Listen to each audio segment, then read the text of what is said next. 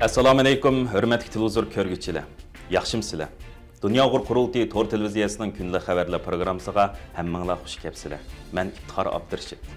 Bugun seshanba.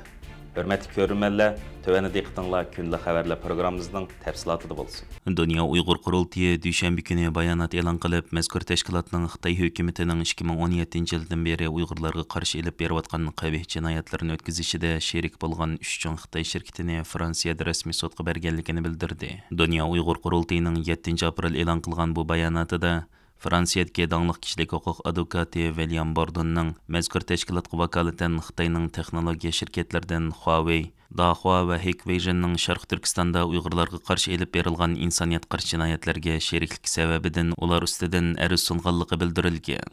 Dünya Uyg'ur Qurultayining raisi Turg'unjon Alovdin apandim bu bayonotda biz bu arizni sunish orqali Xitoy hukumatining irqiy qirg'inchiligida sheriklik rol o'ynagan shirkatlarga ularning qonuniy javobgarligining borligining muhimligini eskartmoqchi. Biz Fransiya sud mahkamasining bu arzimizga jiddiy qarab chiqadiganligiga ishonamiz degan. Bayonotda aytilishicha, Dünya Uyg'ur Qurultayi bu 3 cho'ng Xitoy shirkatini 4 xil qonuniy sababdan Fransiya sudiga arz qilgan. Bu qonuniy sabablar bu shirkatlarning o'zining Xitoy hukumatining Uyg'urlarga qarshi elib berayotgan irqiy qirg'inchilik, insoniyat qarshi jinoyat, məcbur əmgək və təşkillənən guruhlar bilan birləşib adam ətkəsçilik cinayətlərə bolğan şeriklikini yushirish ekan.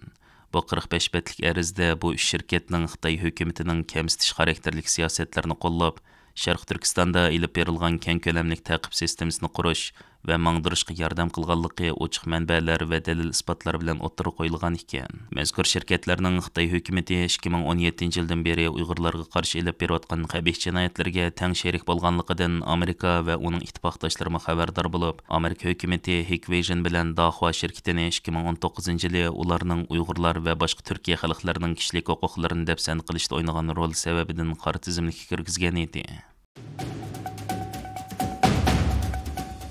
Amerika prezidenti Donald Trump düşənbə günü bayonot e'lon qilib, Xitoy hukumatining o'zini ogohlantirishiga qaramay Amerikaga qarshi 34% qaytarma zarba xarakterlik tamojni beji e'lon qilish sababidan Xitoyga o'tgan hafta e'lon qilgan 34% bojdan sirt yana 50% yangi tamojni beji qo'ydiganligini bildirdi. Prezident Trump düşənbə günü X'da e'lon qilgan bayonotida mening qaysi davlat bizga qaytarma zarba xarakterlik tamojni beji qo'ysa, shu davlatga qarshi darhol ilgir qo'yilgandimmi yangi va xilali yuqori tamojni beji qo'yildi degan ogohlantirishimga qaramay, Xitoy tunigun 34% qaytarma tamojni beji qo'ydi. Bu boj ularning ilgari rekord yaratgandek tamojni bojlari, pul muomalasi sirtidagi bojlar, shirkatlarni qonunsizlarcha moliya jihatdan yo'lash va pulini uzun muddatli keng ko'lamda tizginlash qilmishlarining ustiga qo'yilgan degan. Agar Xitoy hukumati 8 aprelgacha Amerikaga qo'ygan 34% tamojni beji bilan ilgirki uzun muddatli savdo buzg'unchiliklarini amaldan qoldirmasa, Amerika Xitoyga 9 apreldan boshlab kuchga ega bo'lgan yana 50% ortiq tamojni beji qo'ydi. Xitoyning Amerikaga qilgan barliq suhbatlashish talablari rad qilindi deb bildirgan. Amerika prezidenti Trump 2 aprelni ozodlik kuni deb jakarlab, dunyodagi 180dan ortiq davlatga o'xshamagan darajada tamojni beji qo'ygan. Prezident Trumpning o'tgan hafta Xitoy qo'ygan tamojni beji 34% bo'lib, u 9 aprel kunidan boshlab rasmiy kuchga ega bo'ladi ekan. New York vaqti gazetining payshanba kuni bergan xabarda aytilishicha, Prezident Trumpning Xitoyga bu yilning 5ida 2 qatim ayrim holda 10% dan qo'ygan tamojni beji bilan o'tgan chorshanba qo'ygan bejini qo'shganda, uning umumiy soni 54% dan oshadi ekan. Gezdi bildirilishicha, Trump o'zining birinchi hukumati vaqtida yana Xitoyning har xil sanoat mahsulotlariga 25% va iste'mol buyumlariga 7,5% tamojni beji qo'ygan ekan. Trump o'tgan hafta Xitoyga bu yangi tamojni bejini qo'ygandan keyin Xitoy hukumati buningga qarshi qattiq norozilik bildirgan. Xitoyning savdo ministrligi payshanba kuni bayonot e'lon qilib, Amerika qo'ygan bu yangi tamojni bejini tipik bir taraflamalik zo'migarlik qilmayish deb ayblagan. Xitoy doiralarining qarashicha, savdo yoki boj urushlarda g'alaba qilg'uchi bo'lmaydi ekan.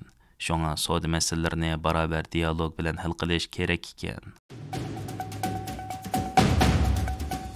Yevropa Birligiga tunji qatim safar qilgan Amerika tashqi ishlar ministri Marco Rubio juma kuni Turkiya tashqi ishlar ministri Hakan Fidan bilan bir yo'silda ko'rishgan. Amerika tashqi ishlar ministrligining X hisobida e'lon qilgan bayonotda aytilishicha, bu ikki davlatning tashqi ishlar ministrlari Shimoliy Atlantik ahdi tashkiloti, ya'ni NATO tashqi ishlar ministrlari yig'inida ayrim ko'rishib, Turkiyaning bu tashkilotda o'ynaydigan muhim rolni muayyanlashtirgan. Bayonotda bildirilishicha, Amerika Tashqi ishlar ministri Rubio Hakan Fidan bilan ko'rishganda NATOning janubiy qismining, ya'ni Turkiyaning bexatarligi, o'rtaq ig'irlikni ko'tarish va bu rayondagi raqobatlar ustida suhbat elib borgan. Turkiya Anatoliya agentligi bu ikki tashqi ishlar ministrlarining bir yo'silda ko'rishganligini xabar qilgan bo'lsa-mu, ammo ko'rish mazmuni to'g'risida bir nima demagan.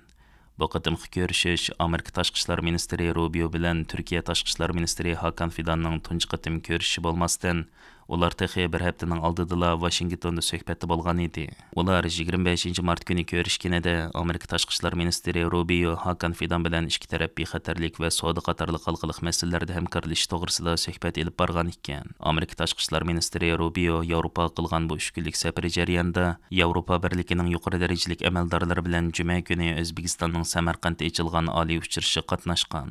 Muhabizatchi gazetining bu to'g'risida bergan xabarda aytilishicha, O'zbekistonda o'tkazilgan bu uchrashishga Prezident Shavkat Mirziyoyev sohibxonlik qilgan bo'lib, buningga Yevropa komissiyasining raisi Ursula von der Leyen bilan Yevropa kengashining prezidenti Antonio Costa qatnashgan. Bu uchrashishga yana Qozog'iston, Qirg'iziston, Tojikiston va Turkmanistonning rahbarlari qatnashgan.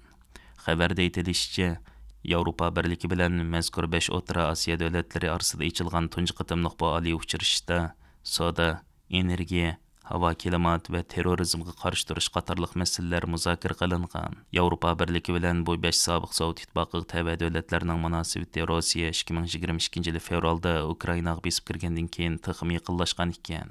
Hörmətli görürmənlər, yuqorida diqqətinizə günlük xəbərlər proqramımızın təfsilatını sunduq. Kelər qıtımlıq sanımızgacha görüşkiç aman bolğaysızlar. Stansiyamızın YouTube kanalına əza bo'lishni unutmang. Xeyr xoş.